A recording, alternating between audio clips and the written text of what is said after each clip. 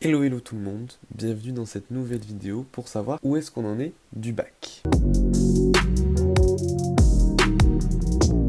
Nous sommes jeudi 29 avril au moment où je tourne la vidéo, mais au moment où vous la regardez, nous sommes le vendredi 30 avril. Alors, le bac, on en est où et surtout, quelle est la situation dans les lycées? C'était l'objet d'une réunion aujourd'hui tenue par Jean-Michel Blanquer avec le Conseil national de la vie lycéenne, le CNVL. Alors le CNVL, c'est une instance qui regroupe des élus lycéens et lycéennes de toutes les académies françaises et qui font des réunions de temps en temps pour parler de la situation des lycées, des choses qui doivent être mises en place, etc., etc.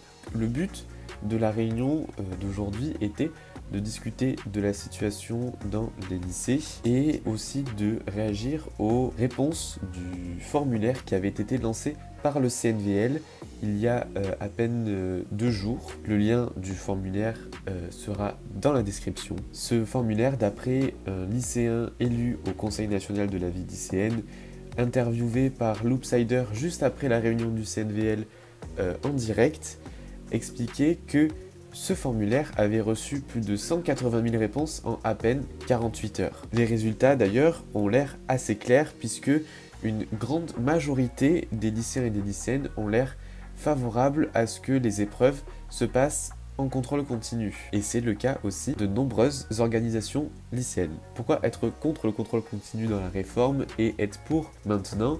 Tout simplement parce que la situation actuelle est très préoccupante. En effet, beaucoup de lycéens et de lycéennes se retrouvent dans une situation critique, étant donné que beaucoup de cours n'ont pas eu lieu à cause des restrictions sanitaires. Forcément, beaucoup d'élèves ne sont pas du tout prêts pour passer des examens écrits. Cependant, lors de la réunion du CNVL, d'après ce qui s'est dit, lors de la réunion, le ministre Jean-Michel Blanquer avait l'air de ne pas vouloir changer grand-chose quant à la tenue des examens. De ce qui s'est dit de la réunion, pour l'instant, rien ne change concernant le bac de philo, l'écrit et l'oral de français, les bacs pro. Du côté des filières binationales, la question a été posée au Conseil national de la vie lycéenne, puisque c'est une filière qui est complètement absente des annonces de Jean-Michel Blanquer. Apparemment, il faudrait attendre qu'une décision soit prise de l'autre pays partenaire de la filière pour que des décisions soient prises concernant les filières binationales. Concernant le grand oral, le ministre a l'air OK pour qu'il n'y ait qu'une seule question au lieu de 2 posée à la personne qui passe son examen.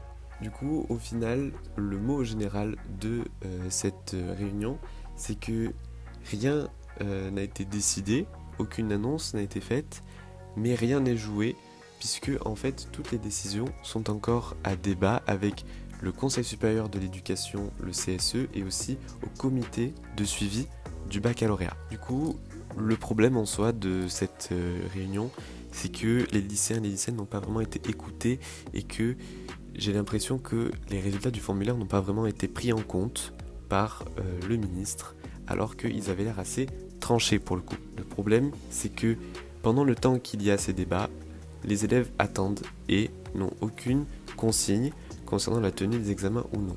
Mais alors du coup, à quoi pouvons-nous nous attendre par la suite? Est-ce que des annonces vont être faites au dernier moment, comme cela a été fait l'année dernière avec l'oral de français? Ou va-t-il y avoir de nombreuses mobilisations comme lors des mouvements E3C? Ou alors est-ce que les épreuves vont se passer normalement sans encombre, mais avec du coup un taux de réussite assez bas à cause du peu de cours qui a été donné pendant la crise sanitaire? Nous verrons ça plus tard, sûrement dans une autre vidéo. Voilà donc pour un petit résumé des annonces qui ont été faites durant cette journée-là, parce qu'il s'est passé beaucoup de choses. Je vous ai pas fait de résumé concernant le calendrier du déconfinement parce que tout simplement il a tourné un peu partout. Je vous le mettrai d'ailleurs dans la description. Et donc voilà, pour cette petite vidéo surprise que je m'attendais pas à tourner avant il y a 30 minutes. Mais j'avais envie de la faire parce que pour moi c'était important de vous partager ça, puisque beaucoup de lycéens et de lycéennes se posent des questions sur la tenue des examens et c'est complètement légitime. Et donc voilà, j'espère que cette vidéo vous aura plu. N'hésitez pas à commenter concernant les décisions qui ont été prises et qui n'ont pas été prises et qu'est-ce que vous voulez que le ministre fasse. Et je vous laisse en vous disant de vous abonner de mettre un petit pouce bleu, de aller voir mon Instagram et aussi de vous renseigner pour vous engager si vous souhaitez organiser des actions. Si vous n'êtes pas satisfait ou satisfaite de ce qui sera annoncé prochainement, je vous mettrai dans la description le lien du syndicat qui est celui dans lequel je suis et qui pourra vous aider si vous souhaitez mettre en place des mobilisations. Voilà, je vous dis du coup à mercredi prochain pour la prochaine vidéo puisque c'est le dernier vlog du confinement. À bientôt, bisous. Voilà pour cette courte vidéo, je parle pas trop fort parce que je viens de me faire engueuler parce que je parlais beaucoup trop fort en me tournant cette vidéo. J'ai pas du tout la même tête parce que je me suis démaquillé aussi. Mais voilà, quand je vous avais dit au début de la chaîne que je voulais faire des trucs sans avoir forcément d'idées précises sur cette chaîne, et bien ça en est la preuve, voilà. J'avais envie de faire ce format et je vous l'ai fait, j'espère qu'il vous a plu, il reste à améliorer parce que c'est la première fois que je fais ça, j'espère que ça vous aura aidé, voilà.